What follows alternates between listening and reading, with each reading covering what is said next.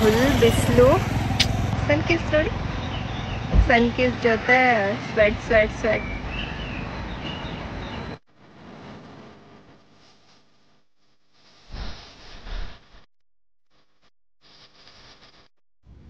Hello everyone, welcome to Deepu vibe YouTube channel. ಎಲ್ಲರೂ ಹೇಗಿದ್ದೀರಾ? ಎಲ್ಲಿ ಹೋಗ್ತಾ ಇದ್ದೀನಿ ಅಂತ ಗೆಸ್ ಮಾಡ್ತಾ ಇದ್ದೀರಾ? ಎಸ್, ನಾನು ಹೋಗ್ತಾ ಇದ್ದೀನಿ ಶ್ರೀ ಸೌತಡಕ ಮಹಾಗಣಪತಿ ದೇವಸ್ಥಾನಕ್ಕೆ. ನಮ್ಮ ದಕ್ಷಿಣ ಕರ್ನಾಟಕದಲ್ಲಿ ಬಹಳಷ್ಟು ದೇವಸ್ಥಾನಗಳಿದೆ. ಅದರಲ್ಲೂ ಈ ಸೌತಡಕ ಮಹಾಗಣಪತಿ ದೇವಸ್ಥಾನ ಕೂಡ ಬಹಳಷ್ಟು ವಿಶೇಷತೆಗಳೇ ಇದೆ. ನಮ್ಮ ಧರ್ಮಸ್ಥಳಕ್ಕೆ ಹೋಗಬೇಕಾದ ದಾರಿಲಿ 16 ಕಿಲೋಮೀಟರ್ ಅಷ್ಟೇ ಡಿಸ್ಟೆನ್ಸು ಶ್ರೀ ಸೌತಡಕ ಮಹಾಗಣಪತಿ ದೇವಸ್ಥಾನ ಕೂಡ ಸಿಗುತ್ತೆ. ಅಲ್ಲಿಂದ ನೀವು ಇಲ್ಲ ಅಂದ್ರೂ ಬೆಳ್ತಂಗಡಿ ತಾಲೂಕು ಅಂದರೆ ಕೊಕ್ಕಡ ಗ್ರಾಮದಿಂದ ಬರೀ 3 ಕಿಲೋಮೀಟರ್ ಅಷ್ಟೇ ನೀವು ಸೌತಡಕ ದೇವಸ್ಥಾನಕ್ಕೆ ಹೋಗ್ಬೋದು. ದೇವಸ್ಥಾನ ಹತ್ರ ಬಂದ ತಕ್ಷಣ ಬಹಳಷ್ಟು ಗಂಟೆ ಸದ್ದೆ ಕೇಳಿಸ್ತದೆ. ಹೌದು, ಈ ಗಣಪನಿಗೆ ಗಂಟೆಯ ಹರಿಕೆ ಅಂದರೆ ನೀವೇನಾದರೂ ಕಾರ್ಯ ಆಗಬೇಕು ಅಂದರೆ ಇಲ್ಲಿ ಬಂದು ಹರಿಸ್ಕೊಂಡು ಗಂಟೆ ಕಟ್ಟಿ ಹೋದರೆ 45 ದಿನದಲ್ಲಿ ಆ ಕಾರ್ಯ ಆಗುತ್ತೆ ಅನ್ನೋ ಒಂದು ನಂಬಿಕೆ ಕೂಡ ಇದೆ. ಯಾರಾದರೂ ಗಂಟೆ ಕಟ್ಟಬೇಕು ಅಂತ ಹೇಳಿದ್ರೆ ಅಲ್ಲೇ ದೇವಸ್ಥಾನ ಹತ್ರನೇ ಅಂಗಡಿಗಳ ಮುಂಗಟ್ಟಲ್ಲಿ ನಿಮ್ಗೆ ಸಿಗುತ್ತೆ. ಸೊ ಹಾಗಾಗಿ ಅಲ್ಲೇ ನೀವು ಗಂಟೆನ ಪರ್ಚೇಸ್ ಮಾಡಿ ದೇವಸ್ಥಾನ ಒಳಗೆ ಹೋಗಿ ಪೂಜೆ ಮಾಡಿಸಿ ನಂತರ ನೀವು ಕಟ್ಬೋದು. ನೀವು ನೋಡ್ತಾ ಇದ್ದೀರಲ್ವಾ, ಈ ದೇವಸ್ಥಾನಕ್ಕೆ ಯಾವ ಸಮಯದಲ್ಲಿ ಬೇಕಾದ್ರೆ ಬಂದ್ರೂ ದೇವ್ರನ್ನ ನೀವು ನೋಡಿಕೊಂಡೇ ಹೋಗ್ಬೋದು. ಅಂದರೆ ಓಪನಿಂಗ್ ಟೈಮಿಂಗ್ಸ್, ಕ್ಲೋಸಿಂಗ್ ಟೈಮಿಂಗ್ಸ್ ಇದೆ ದೇವಸ್ಥಾನ ಒಳಗಡೆ ಹೋಗೋದಕ್ಕೆ. ಅಂದರೆ ದೂರದಿಂದನೇ ಬೇಕಾದ್ರೆ ಗಣಪನ ನೋಡಿ ನೀವು ಕೂಡ ಹೋಗ್ಬೋದು.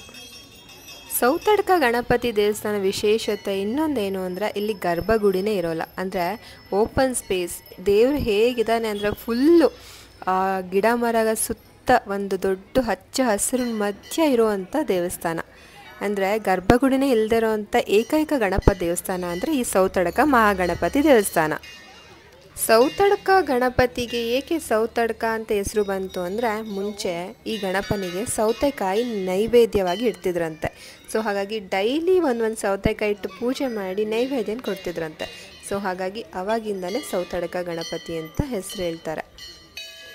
ನಾನು ಸಹ ಪೂಜೆ ಮಾಡಿಸಿ ಗಂಟೆನ ಕಟ್ತಾ ಇದ್ದೀನಿ. ಈ ಗಣಪ ಮುಂಚೆ ರಾಜರು ಪೂಜೆ ಮಾಡ್ತಿದ್ರಂತೆ, ಅಂತಹ ವಿಗ್ರಹ ಈ ಗಣಪ. ಇನ್ನೊಂದು ಹೇಳಬೇಕು ಅಂದರೆ ಇಲ್ಲಿ ವಿಶೇಷತೆ, ನೀವು ಸಂಕಷ್ಟಹರ ಚತುರ್ಥಿ ಅಂದರೆ ಮುಂಚೆನೇ ಬುಕ್ ಮಾಡಿ ಪೂಜೆ ಕೂಡ ಕೊಡ್ಬೋದು. ಇಲ್ಲಿ ಅನ್ನಪ್ರಸಾದ ಕೂಡ ಇದೆ. ನೋಡಿ ಎಷ್ಟು ಚೆನ್ನಾಗಿ ಕಾಣಿಸ್ತದೆ ದೇವಸ್ಥಾನ ಅಂದರೆ, ಸುತ್ತ ಮರ ಗಿಡ ಹಸಿರಿನ ಮಧ್ಯ ಈ ಗಣಪತಿ ದೇವಸ್ಥಾನ ನೋಡೋದಕ್ಕೆ ತುಂಬ ಚೆನ್ನಾಗಿದೆ.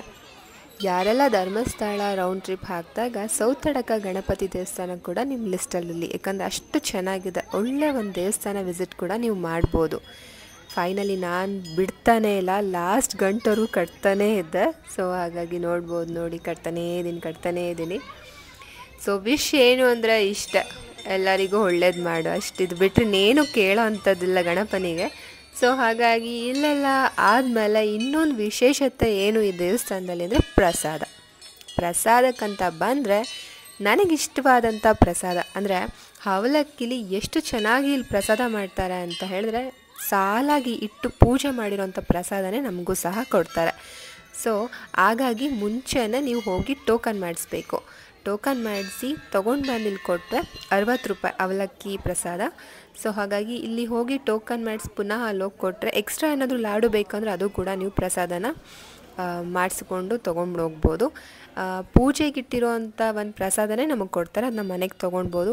ಇಲ್ಲ ಅಂದರೂ 7 ದಿನ ಇರುತ್ತೆ ಆ ಅವಲಕ್ಕಿ, ಬೆಲ್ಲದ ಅವಲಕ್ಕಿ ಇಲ್ಲಿ ಮಾಡೋ ಅಂಥ ಪ್ರಸಾದ ತುಂಬಾ ಚೆನ್ನಾಗಿರುತ್ತೆ. ನಾನು ಸಹ ಅದನ್ನು ತೊಗೊತಾ ಇದ್ದೀನಿ. ಅಲ್ಲಿ ಹೋಗಿ ತೊಗೊಂಡು ಚೀಟಿ ಮಾಡಿಸಿ ಪ್ರಸಾದನ ತೊಗೊಂಡು ಮನೆಗೆ ಬರೋದಿರುತ್ತೆ. ಇದನ್ನೆಲ್ಲ ಮುಗಿಸಿ ನಾನು ಈ ದೇವಸ್ಥಾನನ ನೋಡಿಕೊಂಡು ಅಲ್ಲಿಂದ ಹೊರಟಿದ್ದೆ ಬೇರೆ 1-2-3 ದೇವಸ್ಥಾನಕ್ಕೆ. ನಾನು ಹೇಳ್ತೀನಿ ಇಲ್ಲೆಲ್ಲ ಹೋಗಿದ್ದೆ ಅಂತ ಹೇಳಿ. ಸೊ ನೋಡಿ, ನಾನು ಹಾಕಿಸ್ಕೊತಾ ಇದ್ದೀನಿ ನೋಡಿ, ಅವರೇ ಹೇಳ್ತಾರೆ ಕವರ್ ತೊಗೊಳ್ಳಿ ಅಂತ ಹೇಳಿ. ಸೊ ಹಾಗಾಗಿ ಅಲ್ಲಿ ತೊಗೊಂಡು ನಾವು ಚೀಟಿ ಕೊಟ್ಟರೆ ಅವಲಕ್ಕಿ ಪ್ರಸಾದ 70 ರೂಪೀಸ್, ಈಗ 70 ರೂಪಾಯಿ ಮಾಡಿದ್ದಾರೆ. ಸೊ ಹಾಗಾಗಿ ಅದನ್ನು ತೊಗೊಬೋದು. ನಂತರ ನಾನು ಲಾಡು ಕೂಡ ಪರ್ಚೇಸ್ ಮಾಡಿದ್ದೆ. ಸೊ ಹಾಗಾಗಿ ಅದನ್ನು ಕೂಡ ಅಲ್ಲೇ ನಿಮಗೆ ಕೊಡ್ತಾರೆ. ತುಂಬಾ ಚೆನ್ನಾಗಿರುತ್ತೆ ಅವಲಕ್ಕಿ ಪ್ರಸಾದ, ಇಲ್ಲಿ ಮಿಸ್ ಮಾಡಬೇಡಿ, ತೊಗೊಳ್ಳಿ. ಇದೆಲ್ಲ ಆಗಿ ಇಷ್ಟೊಂದು ಬಿಸಿಲಲ್ಲಿ ನಾವು ನೆಕ್ಸ್ಟ್ ಡೆಸ್ಟಿನೇಷನ್ಗೆ ಹೋದ್ವಿ. ಅಂದರೆ ನೆಕ್ಸ್ಟ್ ಟೆಂಪಲ್ ಎಲ್ಲಿ ಹೋಗಿದೆ ಅಂತ ನಾನು ನಿಮ್ಮ ಮುಂದಿನ ವೀಡಿಯೋದಲ್ಲಿ ಹೇಳ್ತಾಯಿನಿ. ಬೈ ದ ಟೈಮ್ ಆಚೆ ಬಂದಾಗ ನೀವು ನೋಡ್ಬೋದು, ಇಲ್ಲೆಲ್ಲ ಸಣ್ಣ ಸಣ್ಣ ಶಾಪಿಂಗ್ ಕೂಡ ಮಾಡ್ಬೋದು. ತಿಂಡಿ ಐಟಮ್ಸೇ ಇದೆ. ಎಲ್ಲರಿಗೂ ಈ ಗಣಪ ದೇವಸ್ಥಾನ ಇಷ್ಟ ಆಗಿದೆ ಅಂತ ಅಂದ್ಕೊತೀನಿ. ಮುಂದಿನ ವೀಡಿಯೋದಲ್ಲಿ ಸಿಗ್ತೀನಿ. ಜೈ ಶ್ರೀರಾಮ್.